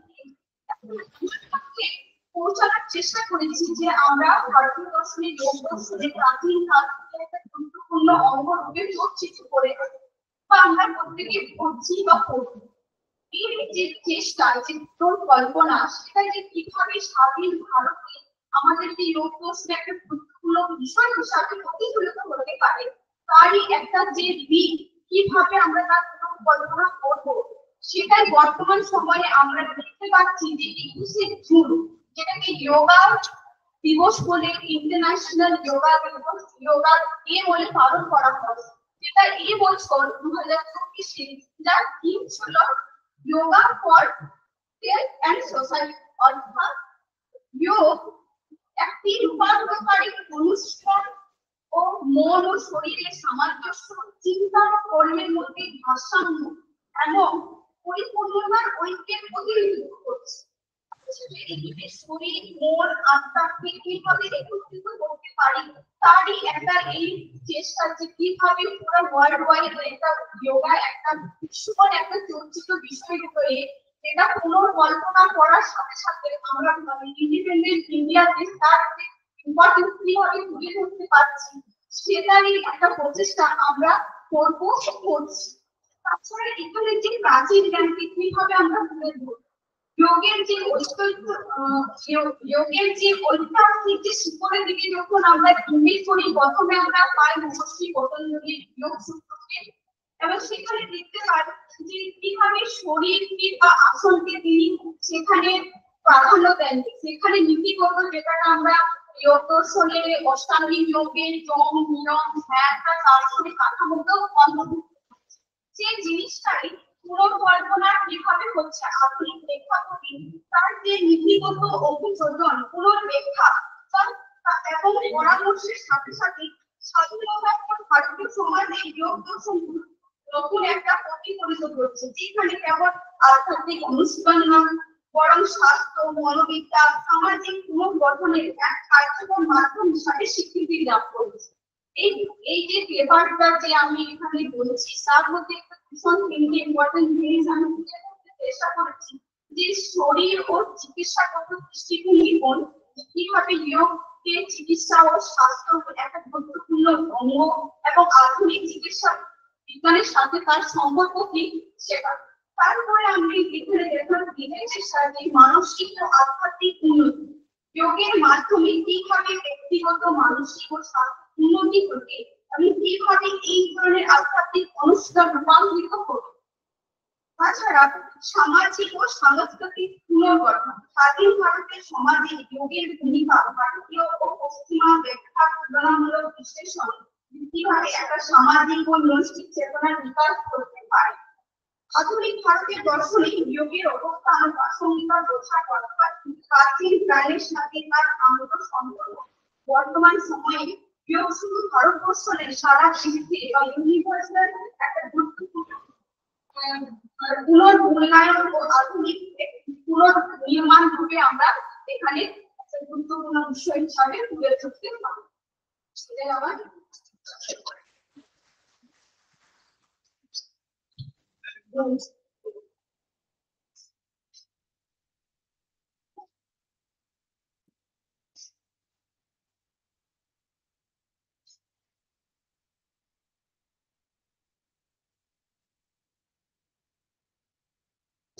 অফলাইনে কেউ নেই, আর অফলাইন কেউ নেই, অনলাইন তাহলে, তাই তো?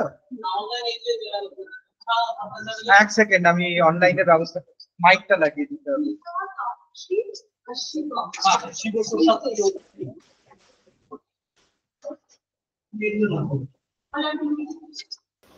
হ্যালো হ্যালো, মাইকটা হচ্ছে, এটা বাজছে? হ্যালো হ্যালো হ্যালো হ্যালো, বাজছে?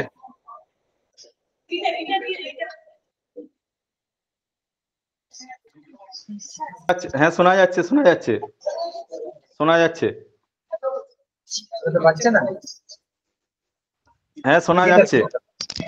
এটাতে বাজছে, কি বাজছে? হ্যালো হ্যালো, হ্যাঁ এটাতে ভলিউমটা ঠিক আছে?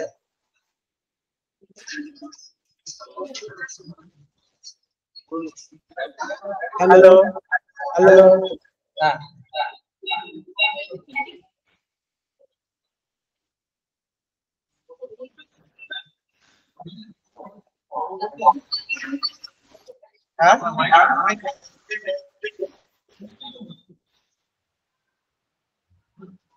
এটা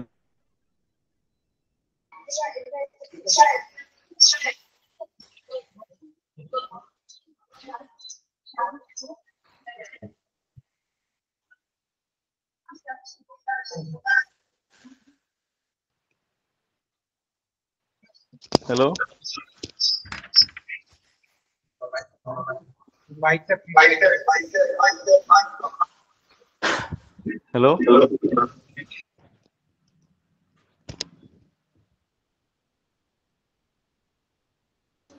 হ্যালো হ্যালো, শুনতে পাচ্ছেন তো? হ্যাঁ শুনতে পাচ্ছি, হ্যালো শুনতে পাচ্ছি। আচ্ছা ঠিক আছে, তো নেক্সট স্পিকার কে? অনলাইন কে বলতে চান ফার্স্ট? অনলাইন না, হ্যালো, হ্যাঁ শিব প্রসাদ চৌধুরী আপনি বলতে পারেন। আচ্ছা আচ্ছা, sir, I am going to present my paper on the philosophy of Ambedkar's philosophy of Hinduism. Mainly, I am going to present my paper on the basis of ideals in Hinduism from the Ambedkar's books. Here he states that the various Hindu texts to criticize the Brahmanic theology of আপনি Hinduism. পারলে ভিডিওটা on করবেন একটু। আচ্ছা আচ্ছা আচ্ছা, Brahmanic text of Hinduism. He discussed a variety of topics, including his content and authority and origin of the Hindu texts, such as Vedas and absurdities, the contradiction and the changing nature of Hindus' belief, and the discrepancy of Varna and caste system, among other topics. Ambedkar here also describes uh, some of the topics like an exposition of the beliefs propounded by the might of called Brahmanic theology. He states that the aims of encourage relation thinkings among Hindus, and he had to show the Brahmins have deceived the misguided the Hindus. He also states this objectives of the books is challenge to Sanatana view of Hindu civilization propagated by European scholars and Brahmanic theology. He asserts that the Hindu civilization is not unchanging, that is Sanatana. As an example, he states that Brahmins stopped worshipping the Vedic gods when such worship become unprofitable for them, unlike the Jews who held on the their beliefs despite presentation. Ambedkar described the Vedas, generally considered among the most sacred books of Hindus old text, as wordless. He described Purusha Sukta as an interpretation in the Vedas and states that the only reasons that Brahmins portray of the Vedas is infallible is because this hymn grants them superiority of others. Ambedkar states that he is well aware of risks writing such a controversial books, but assert this is necessary to liberate the Hindu's mind. Actually, the ideals in Hinduism, he divided several parts: religious, social, political, and psychological. In religious part, the difficulty of knowing why one is a Hindu. He says the vagueness of the term Hindu. One cannot be called Hindu for following a certain set of beliefs, because Hindu beliefs and practice vary widely. For example, animal sacrifice and non-violence. He states that the Christian and the Muslim have more in common than the Hindus have in common with each other. Hindus include monotheistic, polytheist, pantheist. Even monotheist Hindus do not worship the same God. Several Hindus worship Muslim figures such as Peers, and Christian figures such as Mauli. Ambedkar further states that uh, the observance of the caste system does not make one a Hindu, because many Indian Christian and Indian Muslim also observe the caste system. And Rydell number 2, he also explained the origins of the Vedas, the Brahmanic explanation or an exercise of the art of circulation. Ambedkar here also questioned the origins of the Vedas, discussed the Manusmriti commentator Kullaka Bhatta's description of the Vedas as an eternally pre-existing, that is Sanatana. According to Kullaka Bhatta, when the universe is dissolved in a pralaya, the Vedas are preserved in the memories of Brahmanam and reproduced at the beginning of the each new era. The era means here is Kalpa. Ambedkar said this Veda could not have come into the being ex nihilo, or questioning why Brahmins do not openly state who created them. And Rydell number 3, the testimony of the Shastras and origin of the Vedas. Here also Ambedkar states that the various Hindu texts offers a different mythical explanation of origins of the Veda, tracing their origins to different sources including Purusha, Prajapati, Indra, others. In his supports, uh, Ambedkar quotes passages from several texts including Rig Vedas, Samhita, Atharva Veda Samhita, Brahmanas, Upanishad, Manusmriti and various Purana. Though Ambedkar asks why Brahmins, authors of the text, provide multiple innocent and chaotic explanations about the origins of the Vedas. Rider number 4. There are several riders. Almost, I think, there are 18 riders, 18 riders, 18 or 20, 19 riders is there. I cannot speak or present all these riders. I just present some of the riders. Here he explained some of the attitude of Hindus mind, Hindus Brahminical mind, Hindus Brahminical theological mind, where he explained the some of these topics in his books in Rydell in Hinduism. He totally explained that the Hindus mind always believe in some Hindus basically Hindus minds in that sense, that is the Brahminical minds are he. That is he why he suddenly Brahmins declare the Vedas be infallible, not to be questioned. Ambedkar also here states that Brahmin describes some Vedas as a apurusheya, infallible text, whose authority cannot be questioned. He then quotes various Dharma Sutras, illustrate them, and Vedas are not always considered to be sole infallible authorities. It is uh, it is in the text. Ambedkar intends to present a quote from the Satapatha Brahmana, but he quote and subsequent discussion and is missing. And why did Brahmana go further to declare that Vedas are neither made by man or nor by God, nor by God? Here also Ambedkar explained that the Vedas cannot be apurusheya, not man-made. Science it is Cormenes provides a list of sheikhs who composed the various Vedic hymns. He also quotes some of hymns from Rig Vedas in which various sheikhs describe themselves as composer of the hymns. He also quotes the ancient philosopher who considered the Vedas as authoritative because they are product of a component and intelligent humans, thus confirming their non-divine origin. Ambedkar then discussed Joimini's absurd explanation for the claim that the Vedas are eternal, not made by man, not even by God. He questioned, Ambedkar also questioned that why did the Brahmins like Joimini make such desperate attempt to establish a desperate conclusion?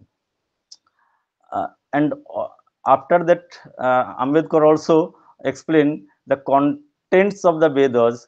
Have they any moral or spiritual values? Here also Ambedkar questioned the ethical and spiritual values of the Vedas, quoting various scholars like Charvaka and Brihaspati. According to them, Vedas are simply means of 1 minute or so. Will it be possible to conclude in 1 minute or 1.5 minutes?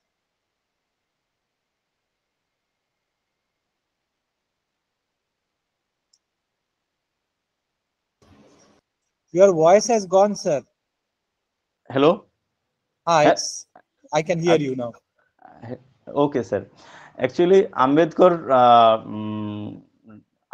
here criticized the main theology of Hinduism, that is made by some Brahminical school. He scrutinized at the most time. We think that Ambedkar already Ambedkar views on Hinduism were largely predicted and on the impression that left him the contemporary Brahmins who are deemed to be sole progenitors and propagandists, and they impress to help go for his time, therefore got widely recorded his writings. Actually, sir, hello. You are audible, Hello. sir, but if you could conclude, it would be very nice, sir. Okay, sir. I'm going to conclude. Actually, Ambedkar and Manusmriti episode, I'm going to conclude. There are several things I have to explain, but there is so time short. Most of Indians would not have heard about the Manusmriti if not for the British or Ambedkar. I have know that average Hindus who has read the Manusmriti or have a copy on it home. But the strength fact is Ambedkar converted Buddhism, which is basically a offshoot of Hinduism, follows the same principle and rituals and cosmology. When Buddha Kindo insists the superiority of elite classes, like Buddhist text Mahavibhaso. Here also the class structure is there. Mahavibhaso says something, what the nobles one says the truth, what the others says not the true. They are called noble truths because they are possessed by those who own the wealth and assessed for the noble ones, because the possessed by those are conceived in the homes of noble person. Another Buddhist text, Lolita Sir, can Vistaro, we and conclude now, sir? okay, I am going to conclude. The mention of Borno, and now I am going to conclude that Ambedkar decision of this. Uh, hello.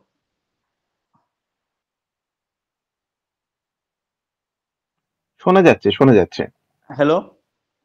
Actually, Ambedkar many converted along with him subsequently. Nearly who came under his ideological influence converted skills keeps converting in an entire and widely held belief in Hinduism is verily Brahmanism. But how much of Hinduism is Brahmin inequally, and how much of it belong to outside of it? No one seemed to give a serious thought and crucial question, not even Ambedkar.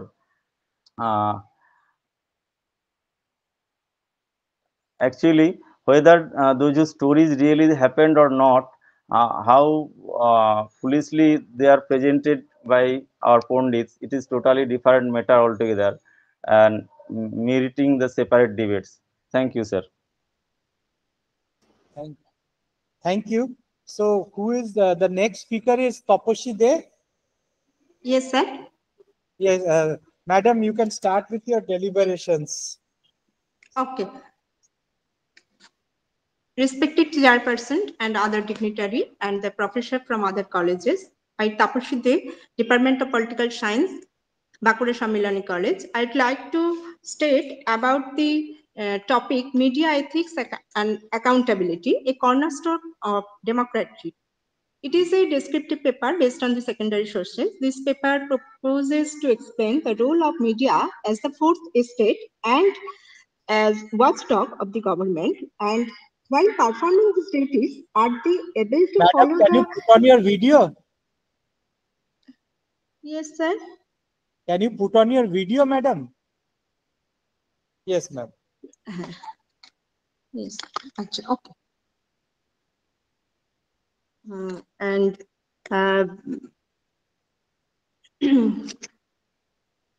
fourth estate and watchdog of the government, and while performing this duty, are they able to follow the ethical issues properly? Because media ethics is very complex. It depends on various factors such as socio-economic issues, political influences, corporate interests, and demand for the audience. According to New Oxford Dictionary, media ethics is an issue of moral principles and values as applied to the conduct of roles and content to the mass media, which ensure responsible journalism by promoting truth, fairness, accuracy, accountability, etc. Free and independent media is one of the conditions for the success of democracy, because the aim of a free media is to conformably to aware people about it. Thus, the media act as an effective check on government power and influence over its citizens. There is argument on whether the media is practicing or whether it is practicing its ideas, ethics, tradition properly. Without ideals and ethics, media can never be established as a mirror of the society. In order to get the honor of the media as a mirror of the society, the issue has to be considered in the outlook and the context of the society. The word ethics is relative. The matter is completely dependent on personal or organizational mentality. The issues that are specified as media ethics are always depend on the situation of the country, the time, and the overall situation of the country. So, in the first world countries, the media policies that are considered are not same as in the third world countries. The main aspect of humanitarian activities is morality. The function of media is not exception here. Ethics in media would be done to existing responsibility while writing or reporting. The fundamental objectives of media is to serve the people with news, views, comment, and information on matter to public interest in a fair, accuracy, unbiased manner, to ensure maintains a norms of professionalism and to encourage the growth of the sense of responsibility and public service. Knowledge is power, and information empowers the people both for individual and collective upliftment and collective upliftment. It is therefore an essential impact of socio-economic development and justice for development. Democratic experience has shown that spread of information from different and conflicting sources in the widest possible manner is important for the welfare of the people, because dissemination of information from diverse and antagonistic sources is essential to the welfare of the people, because dissemination of news from as many different sources help people gather right conclusions. Though media is considered as a pillar of democracy, but the freedom of it is ascribed. There are a lot of control present in form of formal and informal way. This freedom is not absolute. In an organized society, the right to media have to be harmonized with its duties and responsibilities towards society. There are certain limitations such as public order, decency, morality, friendly relationship with foreign country, etc. One might say that restrictions are essential to the preservation of freedom itself, and that what makes freedom usable as a factor of progress is the existence or essential compulsory limitation. The historical experience of the media has shown that the ruling class never accept the challenges of media. It should be remembered that the freedom of media is the basis of democracy. The ascribed control is the enemy of the democracy. Thank you, sir. Thank you very much, ma'am. Thank you very much for maintaining the time. Thank you. Dr. Shuchandra Niyogi wishes to present the paper. Ma'am, are you ready? Yes, sir. Yes, sir. Please present the paper. Please put your video on. Okay.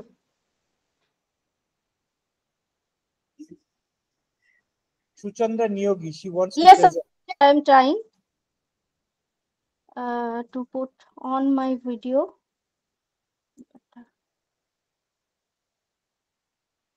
Is it? No, it is not. Something is erroring.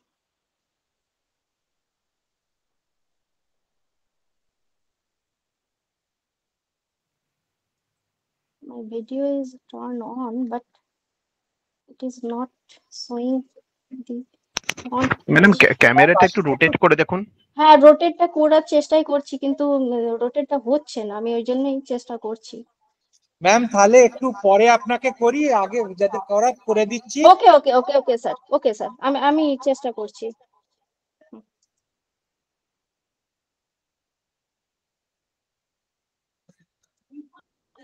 আচ্ছা, এরপরে রয়েছে লিথা ভট্টাচার্য।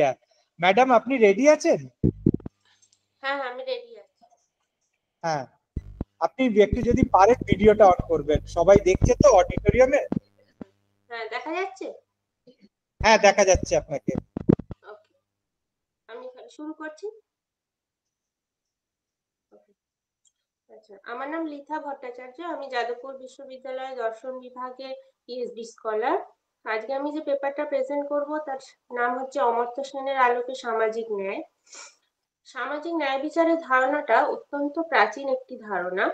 সামাজিক ন্যায় বিচারের মাধ্যমে সমাজে সকল মানুষের মৌলিক অধিকার, সুযোগ সুবিধা, নৈতিকতা বজায় থাকে। মানুষের কিছু কিছু নৈতিক অধিকার রক্ষা ও প্রতিষ্ঠার মাধ্যমে ন্যায় বিচারের ধারণাটিকে ব্যাখ্যা করা যায়। সাম্প্রতিককালে বিভিন্ন চিন্তাবিদগণ এই সামাজিক ন্যায় নিয়ে আলোচনা করেছেন, তার মধ্যে অন্যতম হচ্ছেন জন রলস এবং অমর্ত্য সেন। তো অমর্ত্য সেনের ন্যায় ভাবনা আলোচনা করার পূর্বে আমাদের জন রলসের ন্যায় ভাবনা সম্পর্কে একটু আলোচনা করে নেওয়ার প্রয়োজন, কারণ অমর্ত্য সেন জন রলসের ন্যায় ভাবনাকে ক্রিটিসাইজ করতে করতে নিজের ন্যায় ভাবনায় পৌঁছেছে। তো আমি প্রথমে জন রলসের ন্যায় ভাবনা নিয়ে একটু আলোচনা করতে চাই। প্রথমে যেটা বলতে চাইছি সেটা হচ্ছে জন রলস তার এ থিওরি অফ জাস্টিস গ্রন্থে তার এই ন্যায় ভাবনাটিকে আলোচনা করেছেন।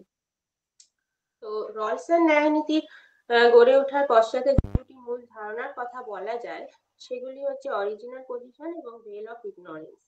প্রাক সামাজিক যুগের মানুষজনদের যে আদি অবস্থা বা আদি জীবনযাত্রা, তাকেই রলস অরিজিনাল পজিশন বা মৌল অবস্থান বলে চিহ্নিত করেছেন। সমাজ গড়ে ওঠার পূর্বে মানুষ প্রকৃতির রাজ্যে বাস করত এবং এই প্রকৃতির রাজ্য ছিল খুবই সাধারণ, যেখানে রাষ্ট্র নেই, সমাজ নেই, শক্তি নেই, যেখানে মানুষ নিজের মতো করে সুস্থ রয়েছে, বেঁচে থাকার চেষ্টা করছে।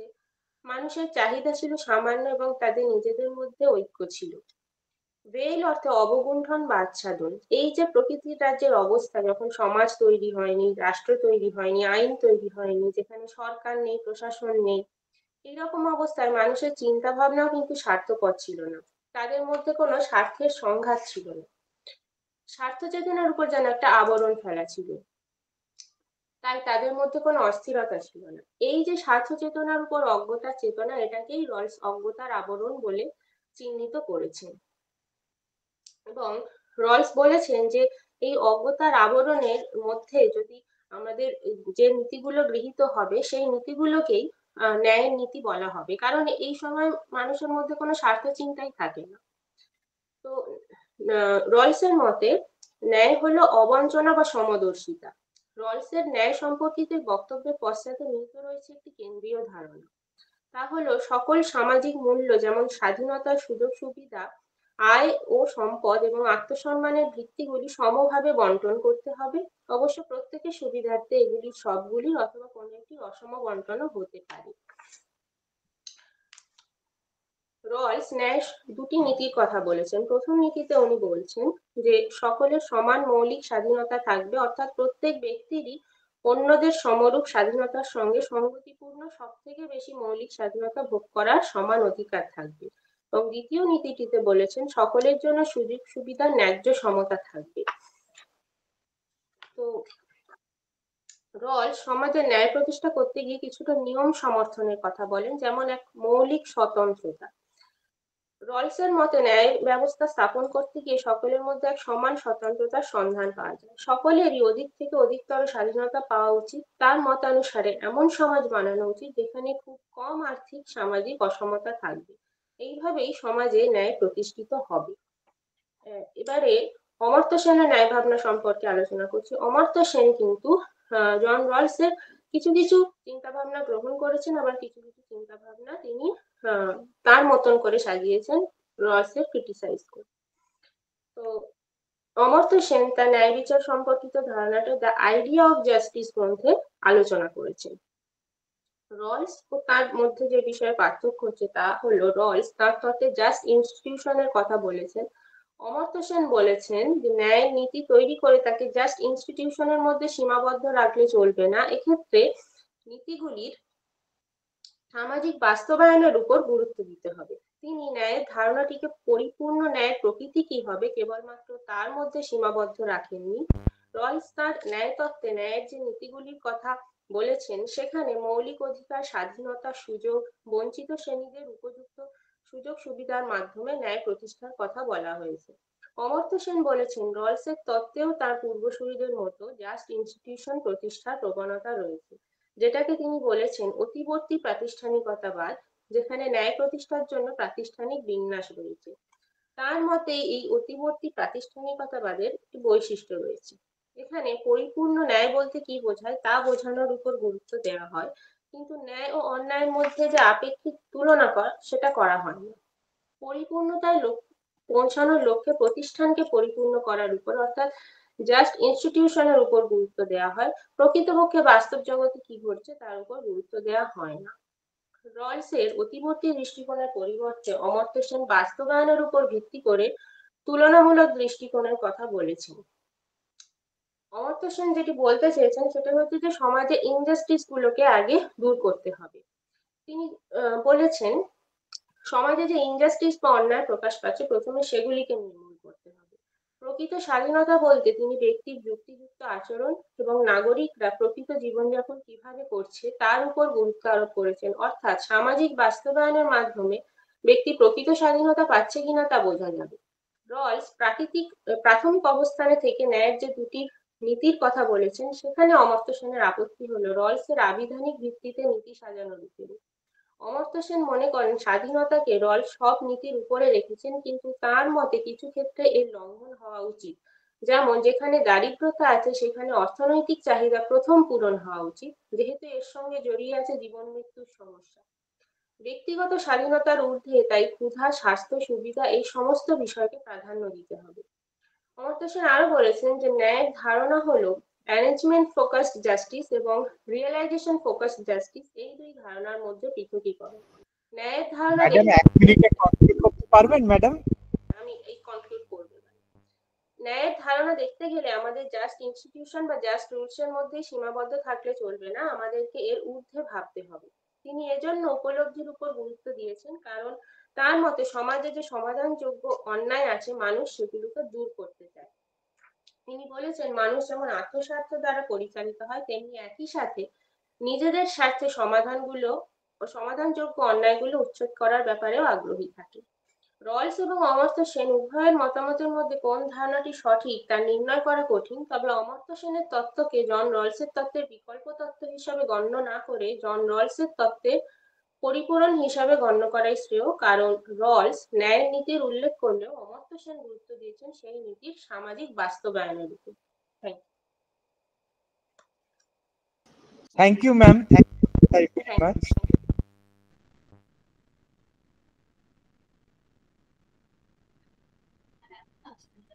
হ্যাঁ, ঋত্বিক ভট্টাচার্য। হ্যাঁ স্যার, বলছি আমার আগামীকাল ছিল, আমি আজকে তাহলে বলে নিচ্ছি। আর আগামীকাল ছিল আজ আপনার? হ্যাঁ স্যার, বলে নিচ্ছি, আমি রেডি আছি। আজ শেষ তাহলে।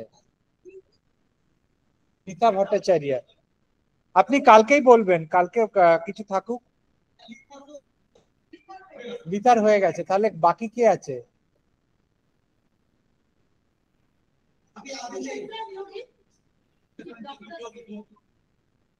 সুচন্দ্রা নিয়োগী, ওনার কি আজকেই আছে?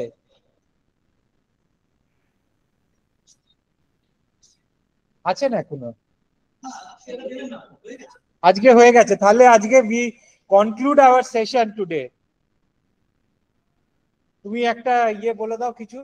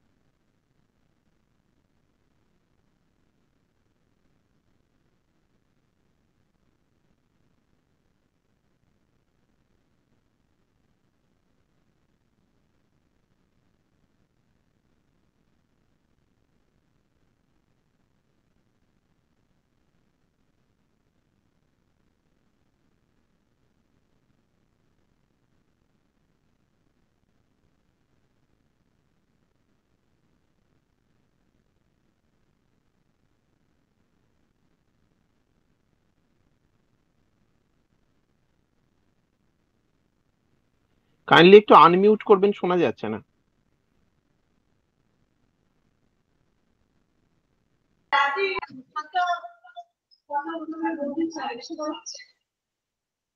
Long before presentations in the easy.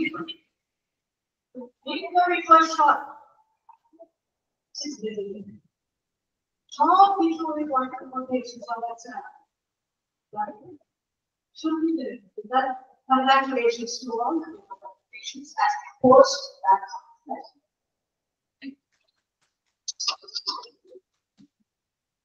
First, our super class, it was that session. First paper, I would say. শুরু হয়েছিল অনন্যা বইতে খুব সুন্দর paper interesting very delicate issues were raised that included Buddhism, mindfulness and compassion can be a solution to remove the resilience of the society. That was very true. I'll be very brief with it because the time is very short. And the second paper, again an interesting paper, that was by Rohit Das. Rohit Das, खूब interesting paper. तो बहुत तो आज should be very vivid आकर discuss the values at the same time, focus on the prejudices. Two cornerstones you focus on together. That was interesting. Focusing on unethical path and the conflict you try to remove, saying that formula and truthful. Very interesting paper was that. And you throughout the paper tried to maintain that and stick to the points that would take you to the restoration. Congratulations. And the third paper that was by Suresh Mandal. Was the paper by Suresh? Was it your paper? Yes. Ramayana.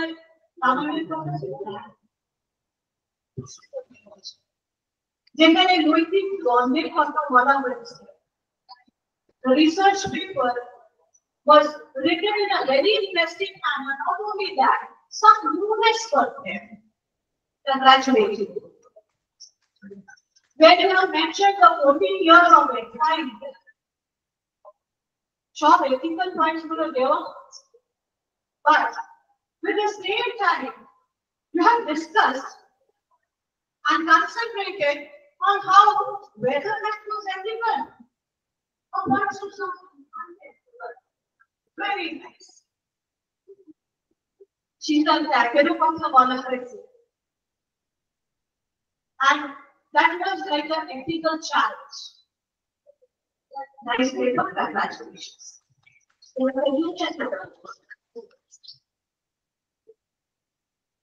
কারণ রাহুলের নৈতিক দ্বন্দ্বের কথা তিনি নিজের পেপারে লিখেছেন। That was very good. That added something very appreciable. Thank you so much. And the fourth paper was by Shweta. So you have it to stand. Congratulations, even that was a very interesting paper discussing on the crisis of values. That is the basic crisis that we all are facing. But I was like waiting to know exactly where that solution lies. You did not much reflect on that, but somehow you said again a thing that was very important about the political system that we had earlier that could help. make the disciples follow the values. The earlier idols should be taken for the good use of us. Like the Nigeria. And then the people was like Shamish Shah. Nice paper. Yogic Darshan in independent India was something like the 21st June, yoga for self and society that she mentioned, just to make it clear that how yoga can benefit the society, how it can be a help to the society in having a control over brain, soul, and leading to that athletic self. That was a nice thing. And this paper, you reflected on Ambedkar's philosophy of Hinduism. That was a detailed study of the paper. And I'm very sorry to Shiva Prasad Chaudhary, because somehow I had to stop because he was exceeding the time. But that was an interesting paper. We should finish up the paper, write it for the journal that will be coming up. Congratulations. Mrs. Tamushi Dev, she was from the stream of political science, as far as I remember. She reflected on the media ethics, focusing on the various aspects how that can work on with responsibility, moving towards the welfare of the people. Nice one. Congratulations. And the last paper of today's session was by Geeta Bhattacharya. If I'm not wrong for pronunciation, is it Geeta Bhattacharya? Geeta Bhattacharya. Again, a very interesting paper that was on Amutlu Shege Aluke Samajik Nya. I remember San Francisco, it was February 2010. That was Asia, Northern California, where he was addressing. And what she said, I just scribbled down when she was saying something a topic of my interest. And that was the book, The Idea of Justice, she reflected upon. And I remember what said, the statement, I'm quoting him. He said, the theory of justice can be more concerned with elimination or removal of injustices rather than defining a perfectly just society. Yes, and the concluding remarks that he made, that was my job as an economist. I've been about identifying injustice. And I am concerned with developing human freedom and capability as students, and not just relying on those. So, ending up with that. Thank you so much. Congratulations once again. And it was a privilege and honor to be born as a resource person and credit and all who also created goals to organizer, thou sir. A big round of applause for me. But what is capturing everything here that is going to remain for the years to come. That is Sir.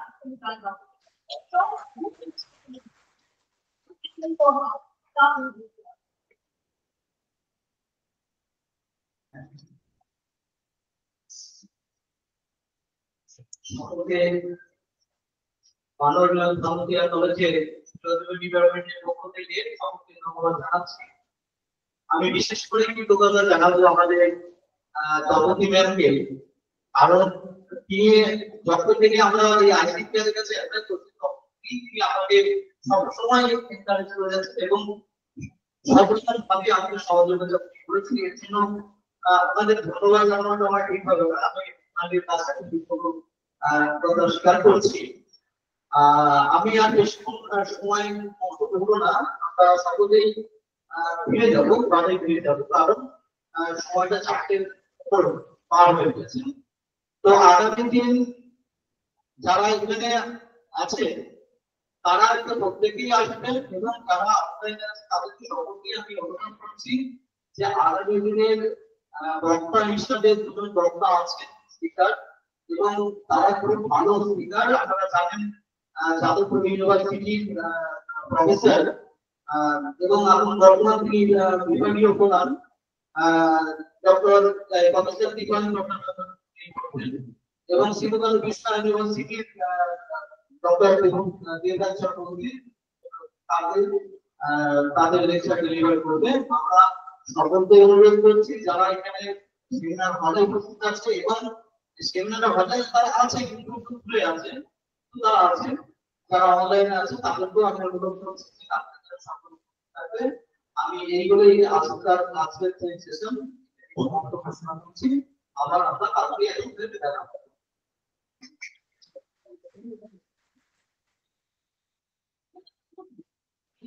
আজকে